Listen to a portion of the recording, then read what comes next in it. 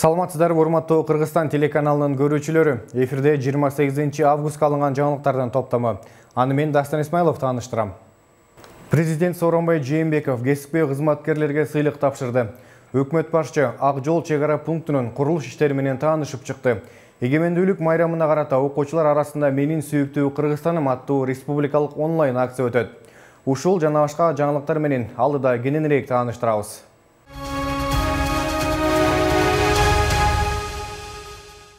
Кыргыз Республикасынын президенти Сооронбай Жээнбеков Кыргыз Республикасынын социалдык, экономикалык, интеллектуалдык жана маданий потенциалын өнүктүрүүгө олуттуу салым кошкондугу, кесиптик ишмердүүлүгүндө чоң жетишкендиктери үчүн ошондой эле Кыргыз Республикасынын көз карандысыздыгынын күнүнө карата Кыргыз Республикасынын мамлекеттик сыйлыктары менен сыйлоо жөнүндөгү жарлыкка кол койду. Аталган жарлыкка ылайык 1, 2, 3 даражадагы Манас ордени, даңк медали, Кыргыз Республикасынын эл артисти, эл жазуучусу, эл акыны, эмгек сиңирген артисти, Кыргыз Республикасынын маданиятына эмгек сиңирген ишмери жана башка ушундай сыяктуу наамдар менен жалпысынан 120дан ашык кызматкер сыйланды.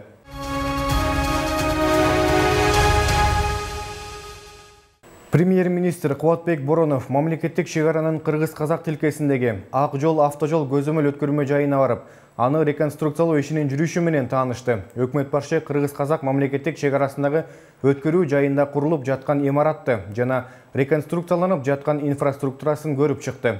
Мамлекеттин имиджи көзөмөл өткөрмө жайларынын сырткы көрүнүшүнө көз каранды. Анткени өлкөгө кирип жаткан туристтердин Кыргызстан тууралуу таасирлери ушул чек арадагы өткөрмө жайларынан калыптанат.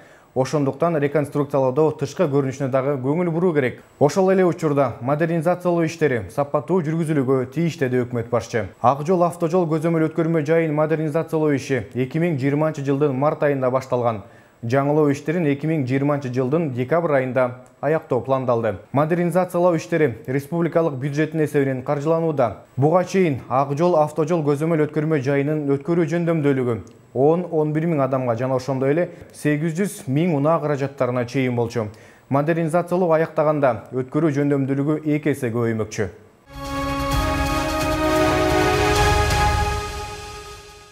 Жогорку кеңештеги Өнүгүү прогресс фракциясынын депутаты Жунус Уулу Алтынбек жана ошондой эле Кыргызстан фракциясынын депутаты Данияр Төлөнов мандатын тапшыруу боюнча Борбордук шайлоо комиссиясына кайрылышты. Бул депутаттар 7-чи чакырылыштагы парламенттик шайлоого аттанышты. Акыркы 3-4 айда парламенттин 10 чакты депутаты кийинки чакырылышка атсалышуу үчүн мөөнөтүн аяктабай эле мандатын тапшырды.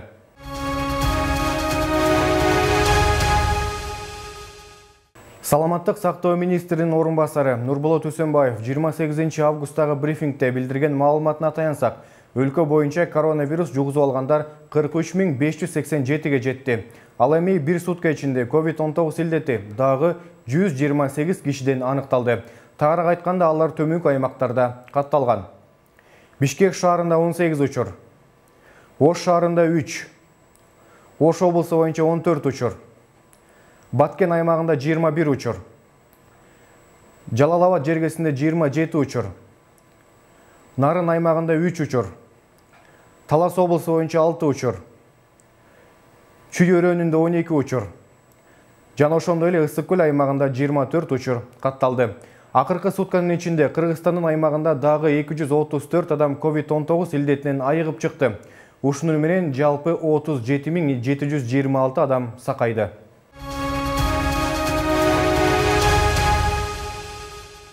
Бишкек шаарындагы күндүзгү жана түнкү стационарлардын иши токтотулду. Акыркы болуп спорт ордосундагы ачылган күндүзгү стационар жабылды. Маалыматка ылайык, ыкчам жардам көрсөтүү үчүн Борбор калаада 1173 орунга ылайыкташкан 16 стационар ачылган болчу. Ал жерлерге жардам алуу үчүн жалпы 103.644 адам кайрылган.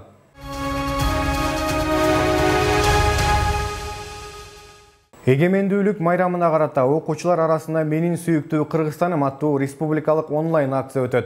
Бул тууралуу Билим берүү жана Илим министрлигинин маалымат кызматы кабарлады. Билдирмеге ылайык, иш чаранын максаты балдарды мекенин сүйүүгө жана аны менен сыймыктанууга үйрөтүү. Аларды патриоттуулукка тарбиялап, Кыргызстандын тарыхы, илим, маданият, салт санасы боюнча билимин тереңдетүү болуп саналат. Акциянын алкагында төмөнкү сынактар уюштурулмакчы. Жүрөгүмдө Кыргызстан Республикалык интеллектуалдык сынак викторинасы. Эмне, кайда, качан оюну? Бул оюн аралыктан уюштурулмакчы. Компьютердик плакаттардын «Менин сүйүктүү Кыргызстаным» республикалык сынагы. Видеороликтердин «Менин сүйүктүү Кыргызстаным» республикалык онлайн сынагы. Кыргызстандын келечеги балдарда би марафону. Аталган сынактардын баарынын жоосу министрликтин сайтына жайгаштырылган. Акциянын жыйынтыгы 1-2 сентябрда чыгарыла тургандыгы кошумчаланды.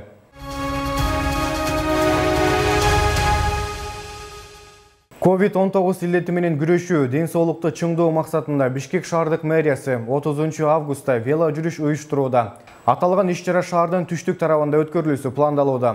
Шаар тургундарынын коопсуздугу үчүн велоколоннанын ичинде аралык 1,5-2 метрге сакталып, велосипедчендерди жол кыймылынын коопсуздугун камсыздоо шаардык башкармалыгынын 3 унаасы жана тез жардам кызматынын 1 унаасы коштоп бармакчы.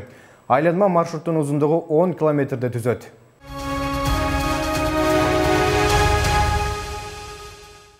Кыргыз Республикасында инклюзивдик билим берүүнү өнүктүрүү долбоорунун колдоосу менен Баткен облусунун 22 орто мектептеринде Илимбокс санариптик китепканасы орнотулду.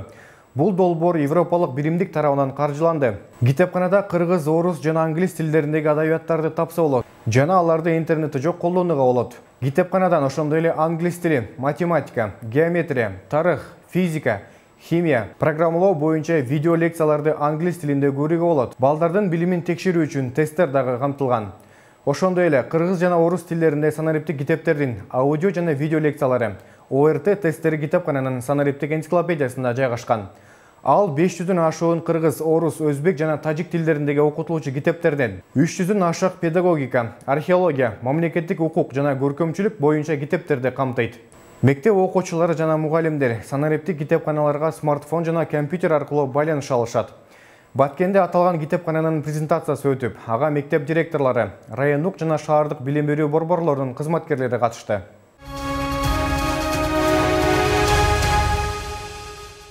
Бишкектин 1 май райондук соту 28 августта Койташ окуясы боюнча жараянды карап, кийинки сотту 2 сентябрга белгиледи.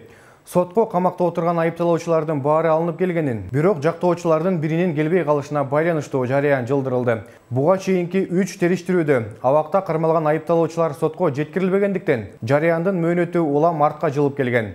Коронавирус пандемиясына байланыштуу буга чейинки сот онлайн өтүп, өткөн аптада аны кайра кадимки тартипте өткөрүү тууралуу чечим чыккан болчу.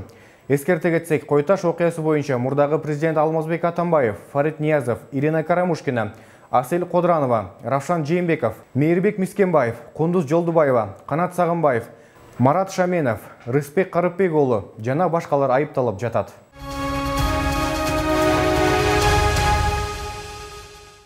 Баңгизаттарды мыйзамсыз жүгүртүүгө каршы күрөшүү кызматы Бишкектеги үйлөрдүн биринен жалпы салмагы 4,5 килограммга жеткен маң заттын бир нече түрүн тапты. Аталган кызмат буга чейин наркотикалык заттарды даярдоо жана сатуу боюнча кылмыш ишин каттоого алган. Сотко чейинки өндүрүштүн негизинде Борбор калаадагы үйлөрдүн бири тинтүүгө алынган болчу. Милициядан билдиришкендей, учурда анын өнөктөштөрүн аныктоо боюнча иш-аракеттер көрүлүп жатат.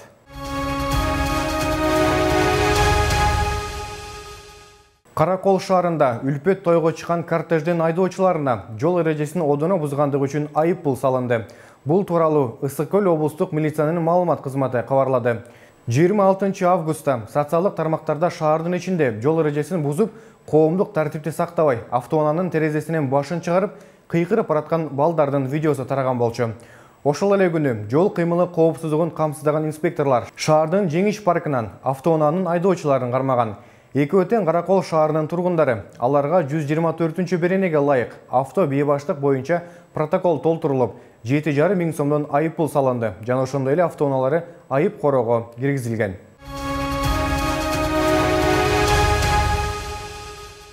Алдыда 29 августка карата аба ырайы менен таанышып алыңыздар.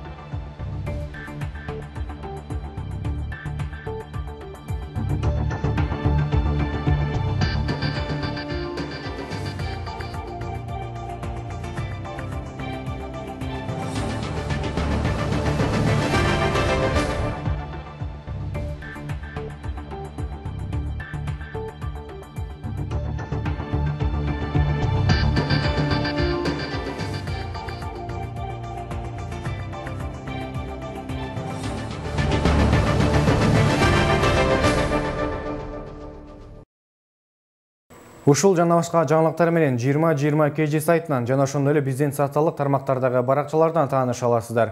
Кийинки эфир аркылуу амандашканча сак саламатта туруңуздар.